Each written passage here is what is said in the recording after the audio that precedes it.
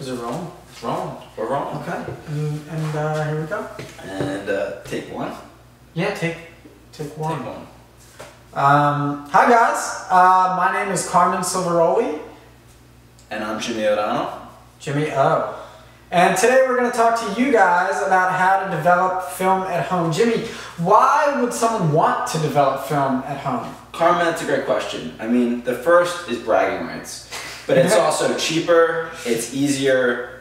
No, it's not easier, it's harder. But it's also faster. So a lot of people don't have access to a quick lab where they can go drop off their film and have it in an hour or so. They have to, they have to wait a couple days, or they have to mail it out to some lab and they have to wait a couple weeks to get anything back. But if you can do it yourself, you can come home from your shoot and start right away. And in many cases, I can have film developed and scanned and have it back to a client before somebody shooting digital would have time to call through 1,000 photos. As for the materials that you'll need to be developing film at home, number one thing you need is what's called a dark bag. So this looks like a big trash bag, and it's basically a hoodie with no hood or place for your head, and then at the bottom there's a set of zippers. And pretty much what this does is it eliminates the need for a dark room in your house, and you can, anything that happens inside that bag with these two armholes isn't done in total darkness. So you can load your film onto the reels, put the reels in the tank, and do it in complete darkness. It's something you really need to do. If you try and just do it in a dark bathroom, it's probably not going to be dark enough and you're going to have light leaks all over your film. Next thing you're going to need is developing tanks. They come in all different sizes. We got this one will do 2 rolls of 35, and these big ones will do 5 rolls of 35. And then these are the reels that go inside the tanks that hold the film. This is set up for 5 rolls of 35, but these are all adjustable. Let's see if I can open this up. You twist them and then you pull them open, and then they're set up for 120 film or medium format film. And then I think I can get 3 to a tank when I go that size. These go in the tank, and then these lids go on top of the tank.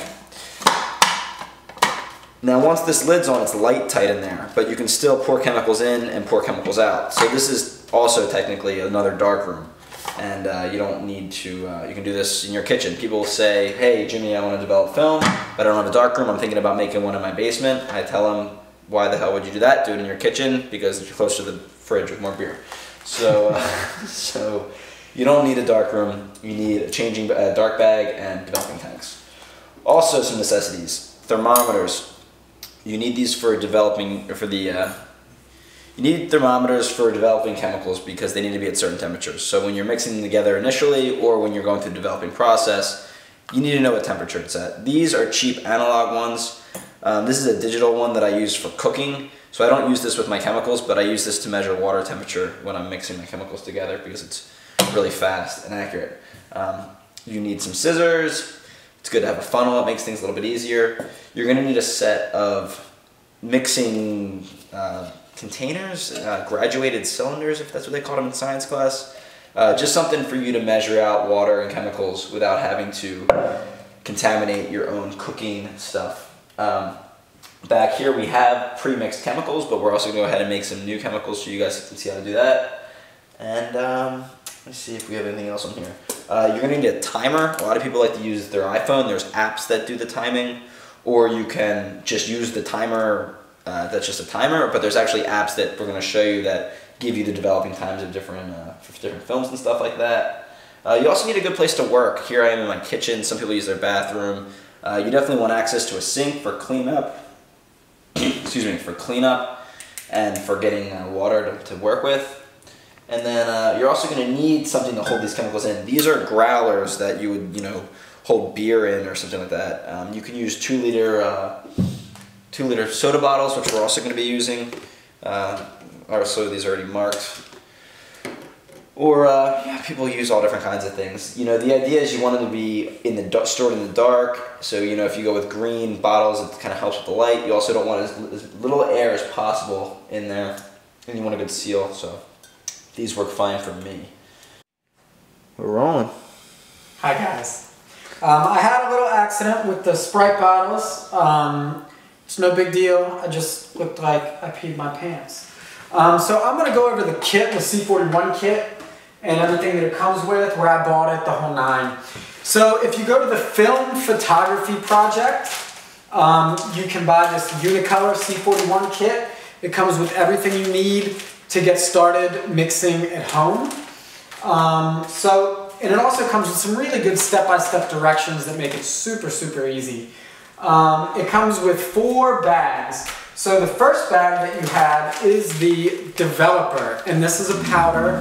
Just like all of this, you need to mix with water that is up to temperature. 102 degrees is going to be your working temperature. Is it more? It's 110.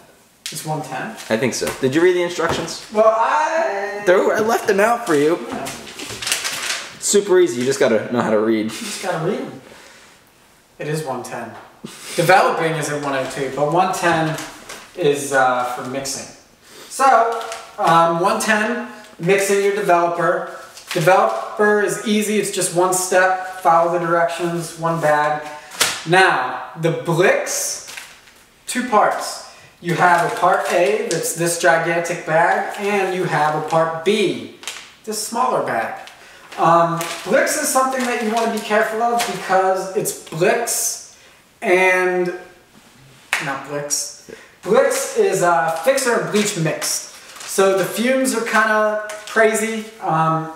It's recommended that you do it outside or have good ventilation. We do in this room, so that's good. Another thing, Blix, when you mix this together, it's going to expand. So when you measure your 2 liters of water in this case, and then when you go to pour it back into the bottle, you're going to think, shit, I measured too much water, I fucked myself. Not true.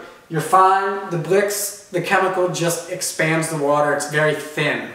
So that's that. The last thing is stabilizer, and this is just a little bag. Kind of looks like drugs.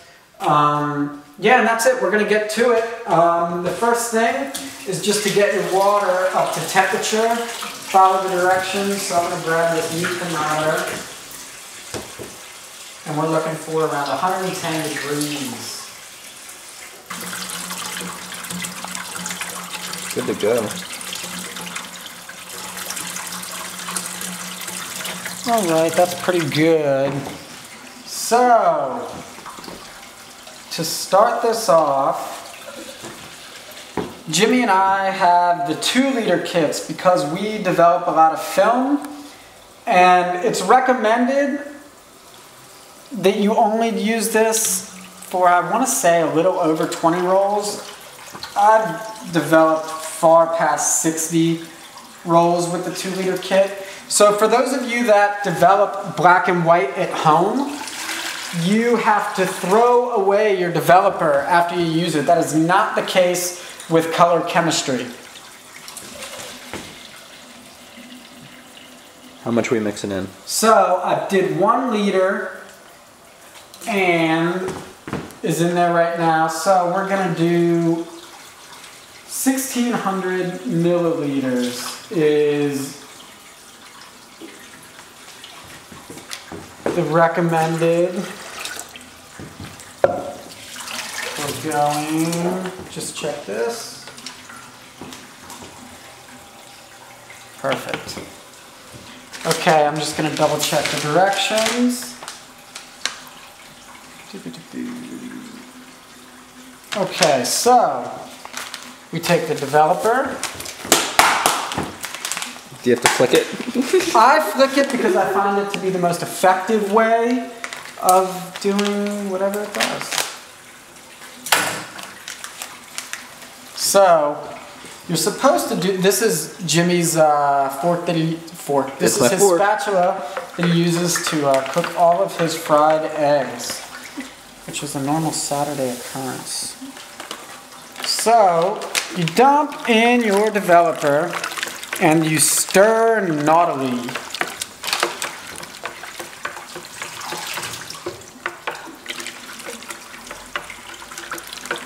We're supposed to keep the water running, right? Well, to conserve water, you actually keep it running, and we have a filtration recycling system, so it's all good here. I did keep the water running for a reason, and that's only because I have to add 400 more milliliters to make it up to temp, or up to a working solution.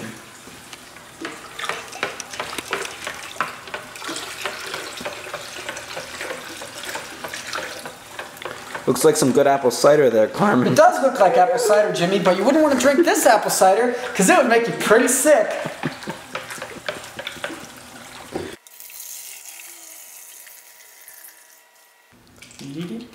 What a perfect pour. That was a pour for the ages, guys. And with C41 chemistry, guys, air is the enemy, so you want to try to squeeze out as much air as possible when you're storing these, and light is also your enemy. So you want to keep them in a cabinet, someplace away from light. It's bad for your chemicals. Alright, and now we're going to start mixing the Blix. This is where it can get pretty naughty, and you definitely want to be prepared for some fumes because it's going to happen. So we're doing Blix A first. Nothing super wild yet. And immediately following Blix A goes Blix B, and you are going to see a color change. Ooh, just opening that smells pretty naughty. Here we go. Science. Science is neat. Smells really bad, guys. You can see some fumes coming out maybe. And then we are going to add water to make the 2 liters. It does smell awful. It smells really bad. You'll learn to love it. Yeah. Or you'll get sick. Or you'll get very sick. So just trying to mix until it says to stop. it won't ever tell you to stop, but I just want to make sure that all the powder is dissolved. And it looks like it is. So, like I said earlier, we mixed exactly 2 liters of Blix. There were 2 liters of water used in this, and the 2 liter mark is somewhere around here. Watch when I pour it in, I bet it's going to overflow the bottle. Here we go. So I'm doing it over the sink because of that exact fear.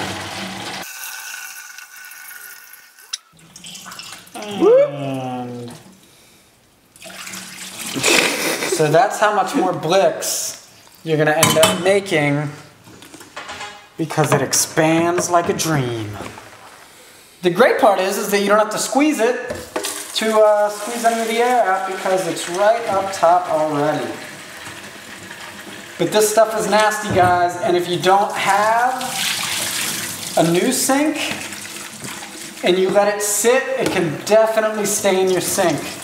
There's some rust marks there. We don't want any of that. Also, make sure to rinse all this stuff in between chemicals and everything. You know, a lot of people will use separate funnels or separate mixing containers. Just rinse it really good. If the Blix gets messed in with the developer, it'll ruin it. You're done. 1 drop of that Blix in the developer and you have to dump it down the drain. And that's no fun. So the stabilizer, you don't need to do any of that bullshit where you have to get it up to a certain temperature. This is room temp. There's 2 liters in there. You don't have to pour water when you mix or anything like that. This is easy peasy. You just stir it like this and you dump it in. It doesn't change colors. It doesn't do anything cool. It doesn't look like anything but water. I don't even know, truthfully, if it is anything else but water. It's special water. It's special water, that's right. There's still some stuff in there. We're gonna Stir it around a little bit more.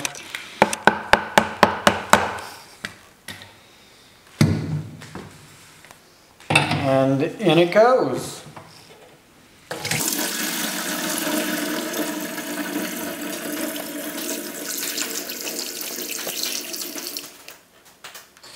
So now that you know how to make these chemicals, let's assume that you already have them made. Here we have Developer and Blix that have been made up for a while. I've got probably 10 or 15 rolls through each of them, and I need to bring up the temperature. So they're both at room temperature. They've been stored in a dark closet. Like I said earlier, these are just growlers that would use for beer. So we're going to heat them up in the sink. Some people use boiling water from a stove or a burner, but my tap gets pretty hot. So what I'm going to do is sit them in these bowls here and just run hot water into them. I think my tap water gets like up to like 140 or 170 or something like that. So it actually heats up pretty quickly. What I do is I take the lids off of here and then I drop a thermometer in each one, and that's about it. Once these bowls are filled, I turn the water down a little bit because you don't need that much going through it, just a slight trickle to keep the water up to temperature. And usually I start doing this, and then I start putting the film onto the reels and into the tanks, and by the time I have everything loaded up, the water's ready to go. And this is the temperature here that we're going for is 103 degrees, I believe. 102, 103. It doesn't really matter. It needs to be hot. If it's too hot, I don't know what happens. If it's not hot enough, I don't know what happens. Because I've never really complained about that. Another thing about chemical usage is, it's rated to a certain amount. It's, like 20 rolls or something. And as time goes on, I guess it loses its power. So you can adjust your developing times if you want to, but I think the way they describe it is develop it until you're not happy with the results, and then buy another batch of cans and make it again.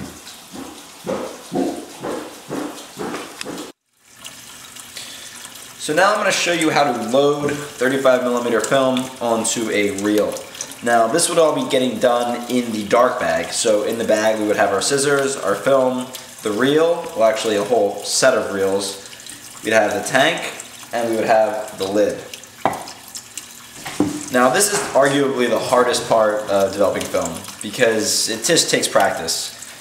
So what I'm going to do is take a sacrificial roll of film here. So this is a unused, expired Kodak Gold that I'm just going to pull out of there and make people cringe as I just waste this whole roll. Show how easy it is to crap it open.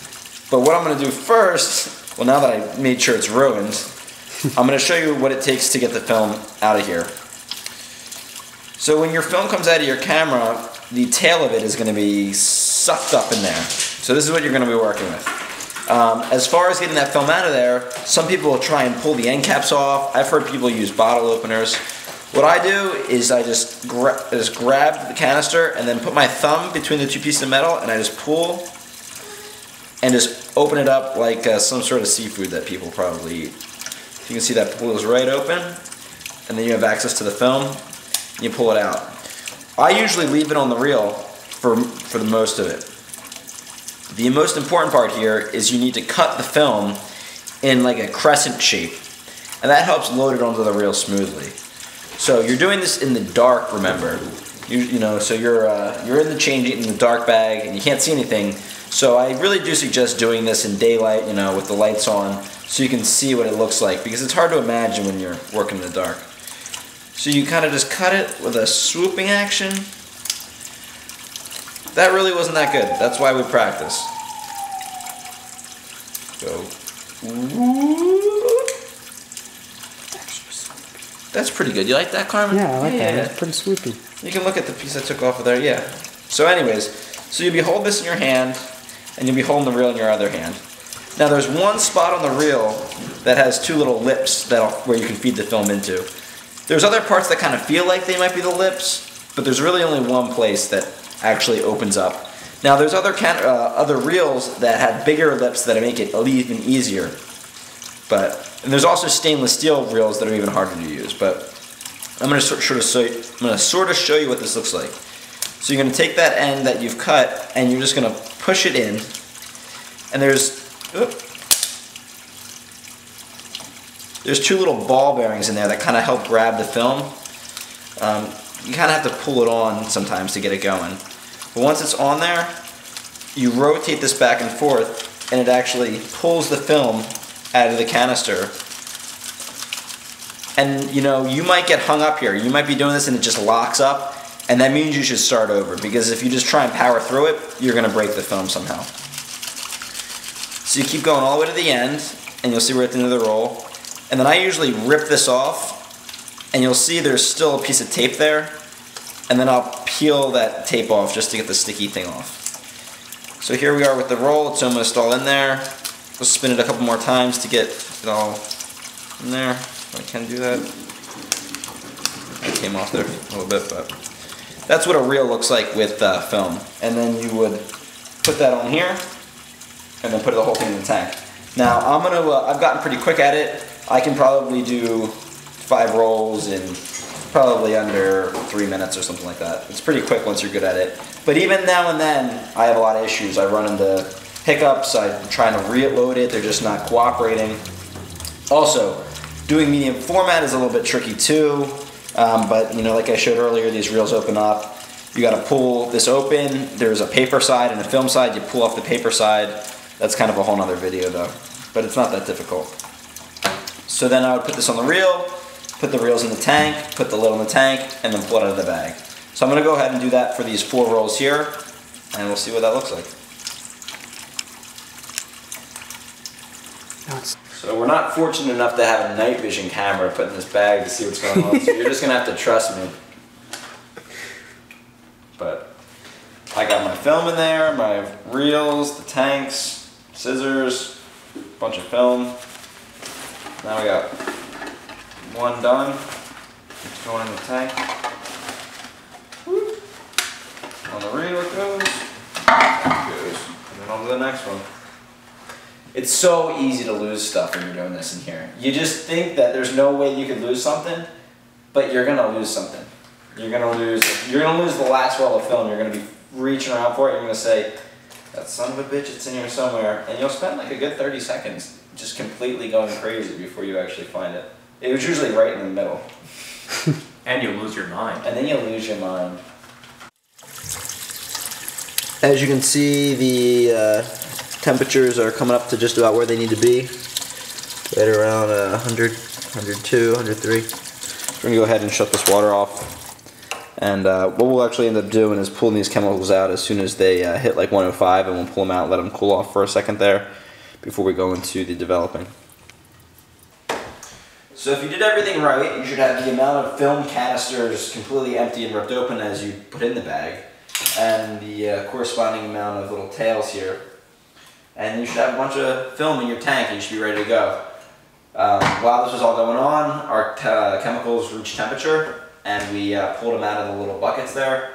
An alternate way to kind of heat those chemicals up is to just plug the sink and then fill it up with hot water. But the issue then is if you want to pull that plug out, then you gotta stick your hand in scorching hot water, and that fucking sucks. So we're ready to go here.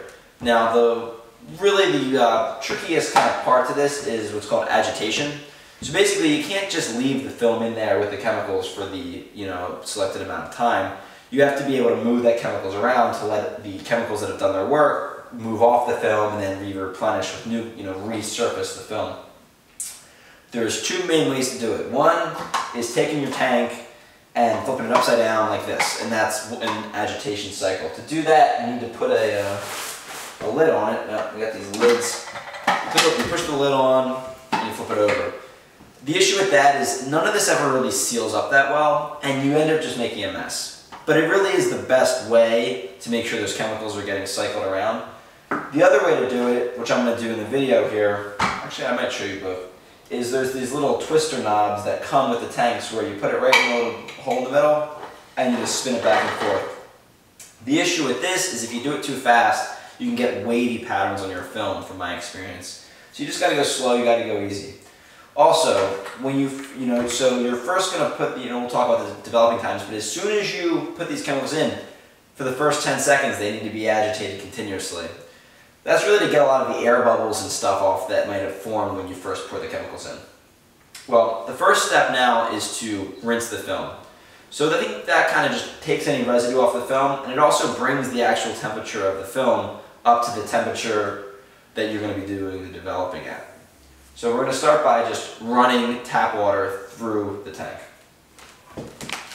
So what I'm going to do now is make sure the water temperature is where we want it. So using my little digital thermometer here, we're going to look at that. And I already got this pretty much perfect. 101.8. Just shy. Oh, we're so close. Close enough. 101.8. And then we're going to just do that. And like I said earlier, these tanks allow water to, or chemicals in and out without, letting light in. So this is going to fill up, and then it's just going to overflow out the edges probably first. Let's see what happens. Come on, Betsy. There you go. So we're going to let this do this for about a minute, and just bring that film up to temperature. Okay, so because it is 2017 while we're filming this, everything is on smartphones now. While your smartphone cannot develop your film for you, it can definitely help out a lot. So there is an app for the iPhone, I'm sure there's one on Android, it's called Develop. And most of these apps are all designed for black and white film, but with this one you can make your own recipes, and I made one for C41. So it has everything listed, and it tells me exactly when to do everything. So I just start the timer, and we're already pre-soaking. And then it's going to make a nice little noise when the pre-soak is done. And it's going to tell us when to agitate. It's going to tell us when to dump chemicals. You don't have to do shit, but listen to this beep and do whatever it says. As Jimmy was saying earlier, agitation is important. You agitate, I believe it's once every 30 seconds. And this tells you when to do it. It's pretty sweet. Don't do anything. It's awesome. So now that the film has been rinsed and brought up to temperature, we're going to start with the developing. I'm going to pour this in, and I'm going to hit the little button here on our timer that's going to tell us what we need to do. We just pulled this out of the sink, we measured it to 102 degrees, so we're good to go. Just going to pour it right down in the middle. You'll know you put enough in when you can start to actually see it. You'll see that it's full when you look down to the hole here.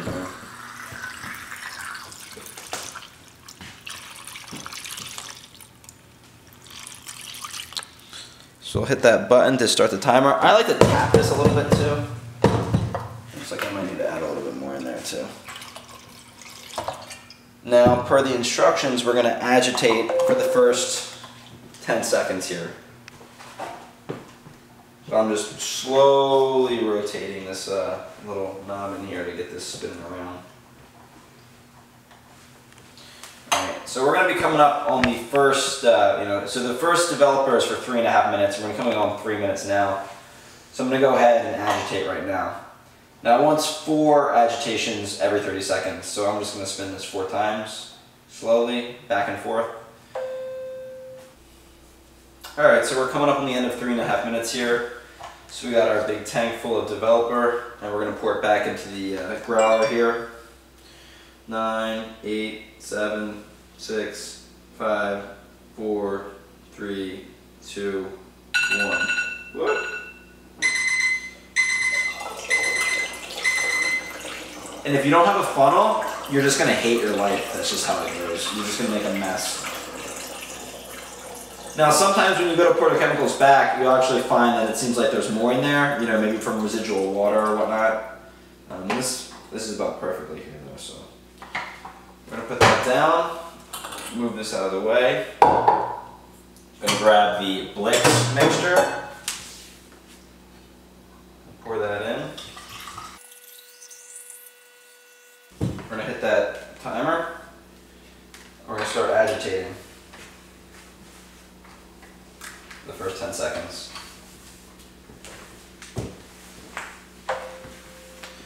And now this is going to go ahead for 6.5 minutes, and then we'll go from there. So now the Blix is just about finished, so we're going to pour this out, and next up is you're going to wash the film again. You're going to get all this nasty off of it, so I'm going to pour this back in here.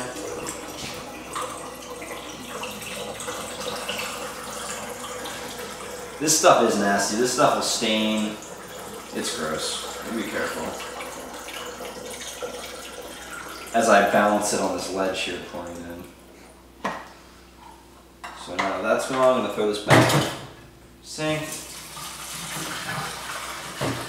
I had the faucet already set at what would be between 95 and 105 degrees, so I kind of really already knew what that was going to be. So now we're going to wash this for 3 minutes, and that's kind of just getting all these chemicals off of there. And then once this is rinsing, we're going to move on to the stabilizer. Alright, so we've been rinsing now for 3 minutes, so we're going to dump out all this warm water. Now at this point, I think, you can actually take a look at the negatives and see how they look. I like to do this just to make sure there's images on there, because you don't want to keep going if there's nothing. I only had 4 rolls, so I did the blank one at the bottom, but as you can see, there's some photos on there, so you know you did something right, I guess. So I'm going to go ahead and put those back in the tank, and then we're moving on to the stabilizer. I wish I knew what this does, but I don't. It stabilizes them, I guess. So the lid's off. It doesn't have to be light tight anymore. I'm going to go ahead and pour this in there.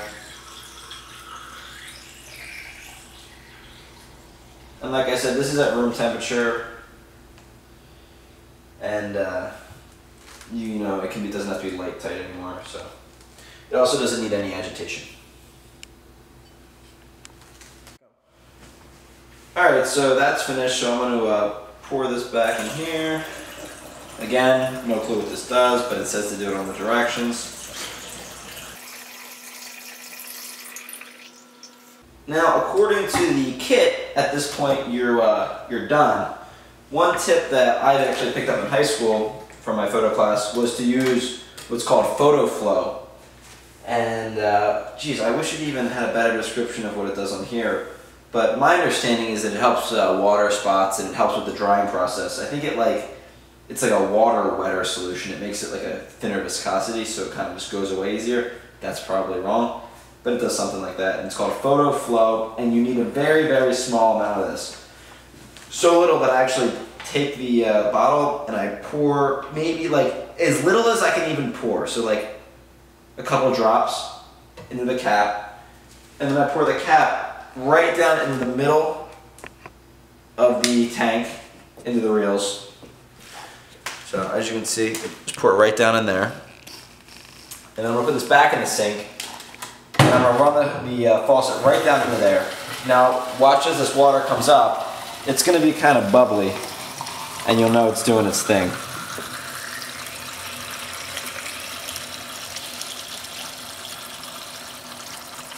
See, it's all sudsy. So I'm just going to let that run for a couple seconds here, and kind of move it up and down to make sure it's getting sloshed around, and then we're going to dump it out and begin the drying process. So now that, are you good? Yeah. Now that the negatives have been sitting in the photo flow solution, we're going to pour all that out. Here's our beautiful photos, hopefully. Now, this is a pretty controversial topic, is how to get the water off the negatives. You know, so the first thing you're going to do is kind of just pull these off of here and look at them. Now, the first method that a lot of people do is they do what's called like a finger squeegee, where they just use their index and middle fingers and kind of at an angle pull the film through and get the film off. So that's one way to do it, and then you could just hang it from there and just hopefully you don't have any water spots. One thing that, again, one of my high school teachers taught me was to do what was called snapping them, where you go, and it kind of gets a lot of water off of them, and I can tell because I'm getting soaked. I don't know if just doing that only is a good idea, but you can feel that gets a lot off of there. But, you know, this is an imperfect process. You are going to get fingerprints on here. You're probably going to get water spots. So you got to pick a good spot to dry them. This is not a good spot to dry them, but it works. And I'm just going to clamp them up here in my kitchen. I think what you're trying to avoid here is like dust and stuff like that. A lot of people choose their bathrooms for some reason. They like hang from the shower curtains. Some people have dedicated drying closets that they make. Some people have a film drying machine. Who knows? I'm not that picky. I don't really care if I have like imperfections in my photo, and I actually kind of prefer it. So, another option here is to use, which is called a film squeegee, which probably works really good. But the fear here is that if there's any sort of anything on here, any kinds of, I don't know, dust or dirt, you could potentially just scratch the hell out of your negatives. But you do it lightly enough and you kind of just pray, and then there. I think that probably works the best. I don't usually use that method, but I probably should. So we're going to hang this up here. So.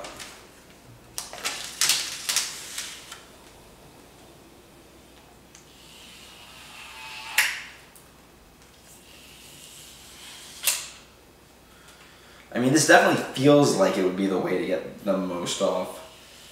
Just like you're cleaning your car windshield or something like that.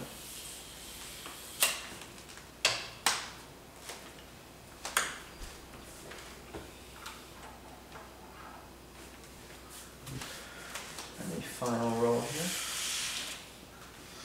And again, you know, this process really isn't any different for a medium format film. We would just be getting 3 rolls on a tank there and not 5. And the actual putting on the reels is a little bit of a trickier process, but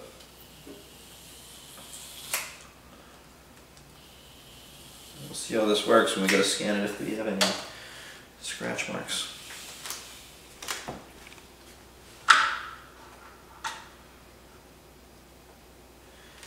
And there you have it. Kind of want to make sure they're not touching each other. As these dry, they're going to move around. They're going to kind of get a wave one direction and then a wave another direction. And when they're dry, you'll be able to tell. And if not, you just kind of rub your finger along them. And if it's tacky at all, you know not to mess with it. They need to be bone dry before you want to scan them. Some people wait like hours or something. I think it usually only takes like 20 or 30 minutes. But there you have it. These are color negatives that we just developed here in my kitchen. It was not expensive. It did not take that long. And it was actually a little bit of fun, and we didn't even make a mess. What if someone fucks up and like does the chemicals in the wrong order? You're fucked. You're fine. I don't know, I'm sure it happens. I'm sure Oh, it definitely there's happens. people out there that do it all the time. But I think that's another thing though, is people underestimate how much film, like somebody like you, me, or like Kevin, like how much film we actually shoot. So like, I'd say I probably shoot at least 10 or 15 rolls a week. Really? Lately, yeah. Yeah. I'm at like 10 to 20 rolls a month. Yeah. So, we're talking maybe about... mine's a little bit over exaggerated. Some weeks it's that, some weeks it's... Yeah, sometimes it you just never depends shoot. on if I go anywhere. So is it worth it to do it yourself? As far as developing, hell yeah, do it. It's easy. And it's not that expensive. The real question comes to scanning, because good scanners are expensive. And if you're going to make that investment, you better be shooting a lot, because, you know, it doesn't make sense to go all out on scanning equipment if you're only going to be shooting 5 rolls a month, in which case you could get a lab to do all the work. They'd be charging you $15 a roll, but it would be consistent, you wouldn't have to worry about it. And at that point it's... Yeah, I think that's a good point. And even like the scanners that you and I have, we both have Paycon scanners and they don't make them anymore. And that's pretty much the best scanner for 35mm film you can get at home. I think there's another one, what is it? Starts with an L. I can't remember it. But it's massive. It's like a whole machine. Yeah, the Paycon scanners are amazing. They used to be used in mini labs all across the country. Then they kind of went obsolete because these places didn't need to develop film anymore. They kind of all got bought up by some company. This company was refurbishing them for a while and selling them with an owner's manual and a CD and some power cords. And they were selling them for $250 and you could buy them all day long. And then one day they just ran out. And then the used market for this shot up over $1,000. So these scanners, they're old. they only run Windows XP, and they scan at 2000 by 3000 resolution, which is equal to 6 megapixels. But these scanners, it's more than just the megapixels or whatever. These scanners will do a whole roll of 36 with dust removal in like 4 minutes, and you feed it in, and it takes the whole roll through. You don't have to do anything. It all right up. And that brings to another question. I mean, when I first got into it and I was flatbed scanning, it would take me 2 hours to scan one roll. And they're not that good. No, and the quality is terrible, and it becomes like, you as a person, Jimmy O'Donnell, how much is your time worth? Yeah. So like, if I could be out at my job making minimum wage, just say, you know, and if I'm going to spend 5 hours to scan these, you know, is it worth that dollar duration?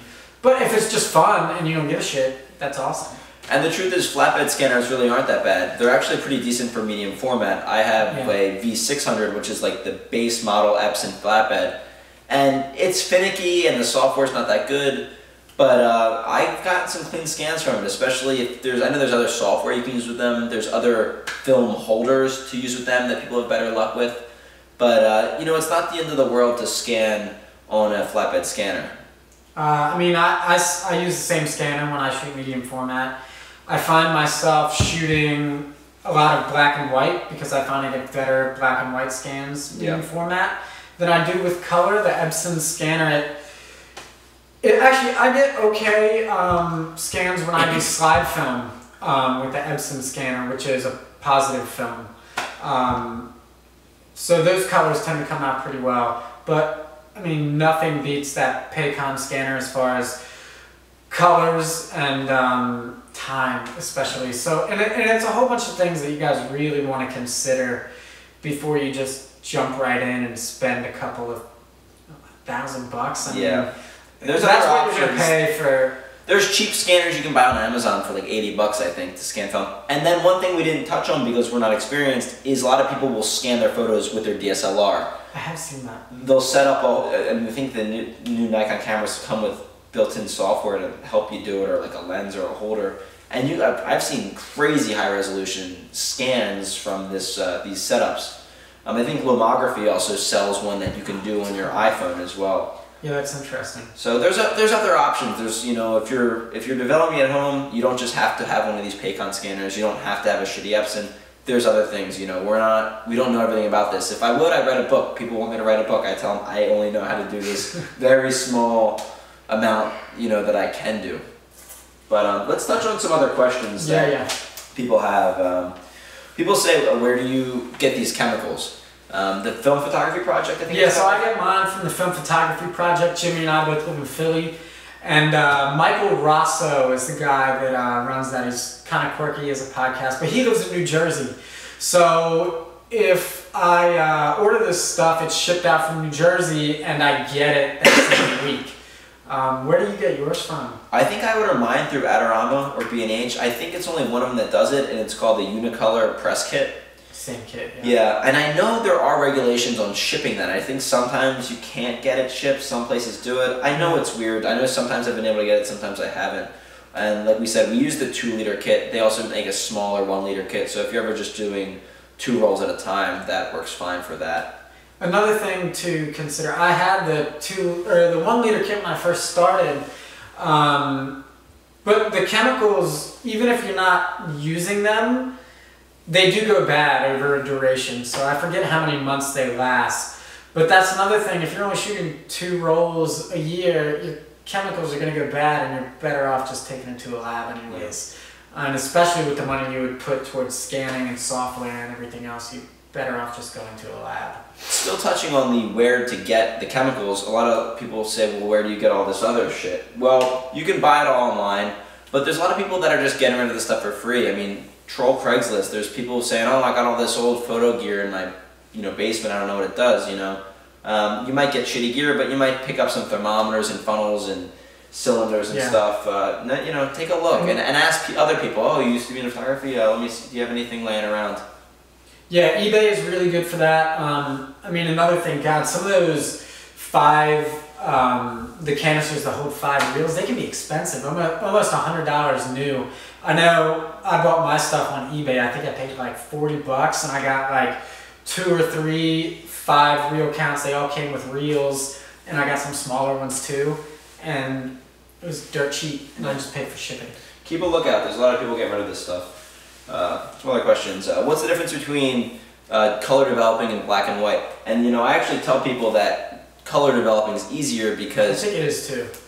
as long as you can get the chemicals up to the right temperature, everything's simple. With black and white, every different film that you shoot requires different developing times. So say you shoot 5 different rolls of film, you have to go through the process 5 different times. And that's obnoxious. It's nice to shoot 5 different kinds of color film. You just throw it all in there together, and it's done. So just to elaborate on that, C41 is the same across the board, whereas with black and white, what Jimmy was saying is that if I shoot T-Max, I'm going to have to develop it longer than a roll of Tri-X, even though it's both black and white film, or vice versa, I don't know off the top of my head. But C41 is always the same. So I can do anything and I don't have to think about it. And I shoot a lot of color film, I don't shoot a whole lot of black and white.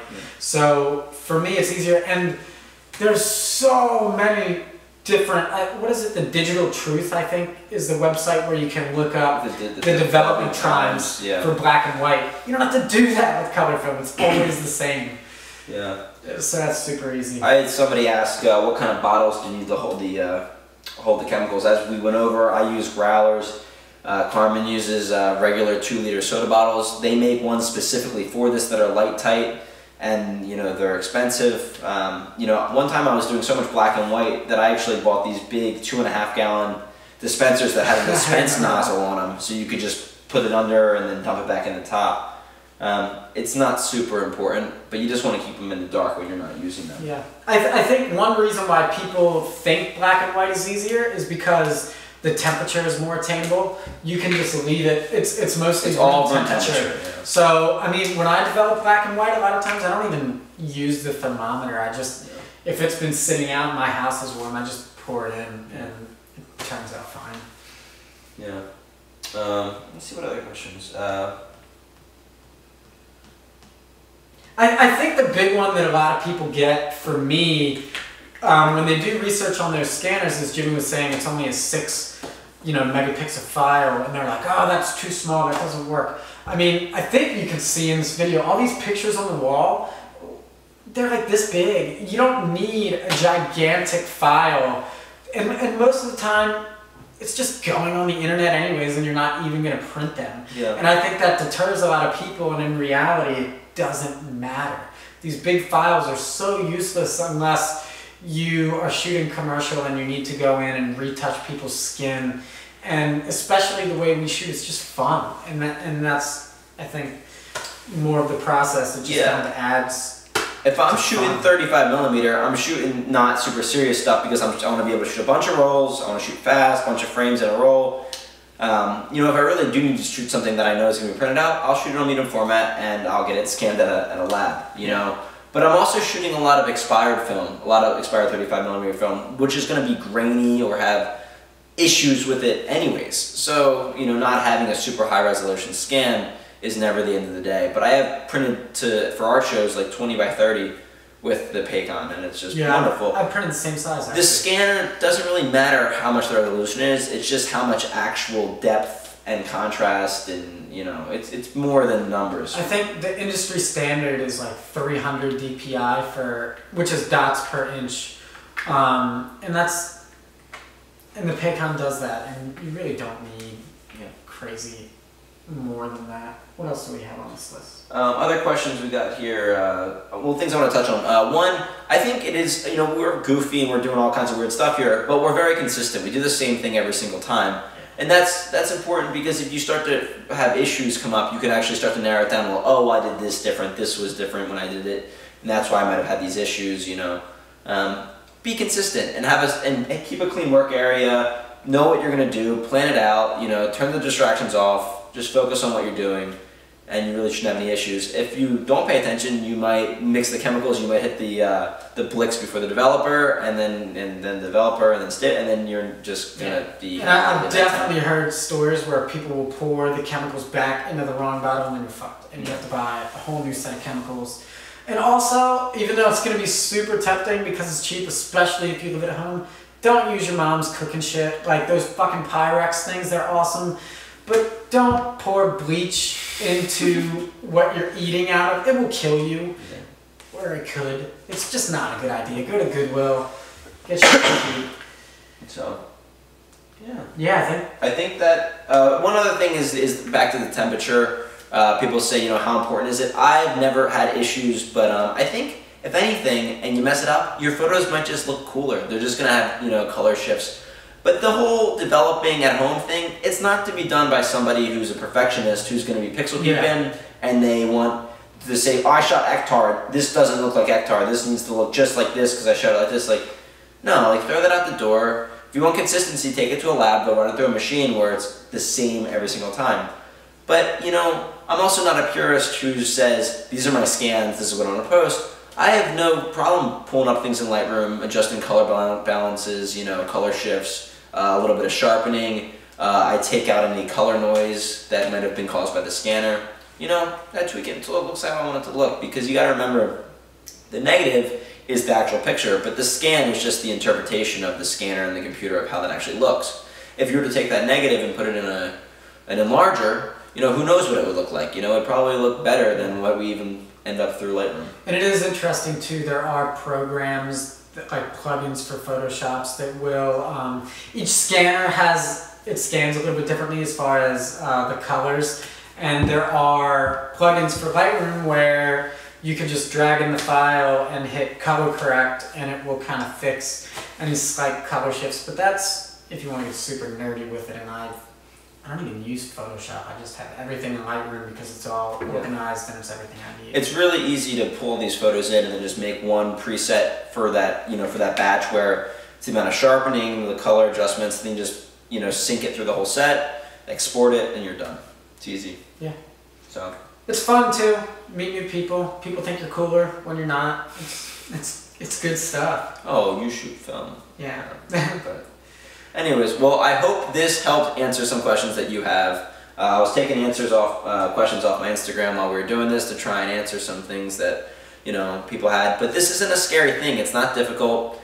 And, if you're considering it, just go for it. Shoot a goofy roll so it doesn't really matter if it gets messed up. And chances are it's going to work out fine for you. And you can take your photography to the next level because you're not nervous about waiting and turnaround time and spending money at the lab. You can shoot through a roll in a day instead of waiting 3 weeks doing all these different shoots because you want to take the best picture. You just blow through a roll and don't care because it's cheap.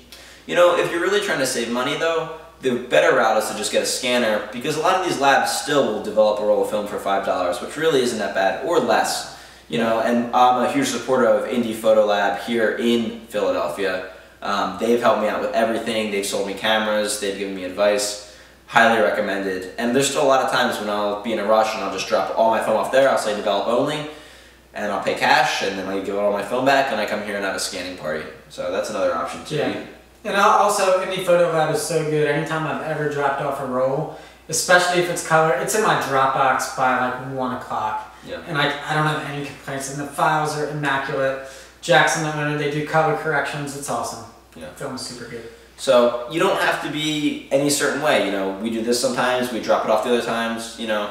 Whatever works for you. Find out your own little process and shoot film and stay broke. Yeah. Something like that. Yeah, that works. There we go. Cool. How does this return this off this way?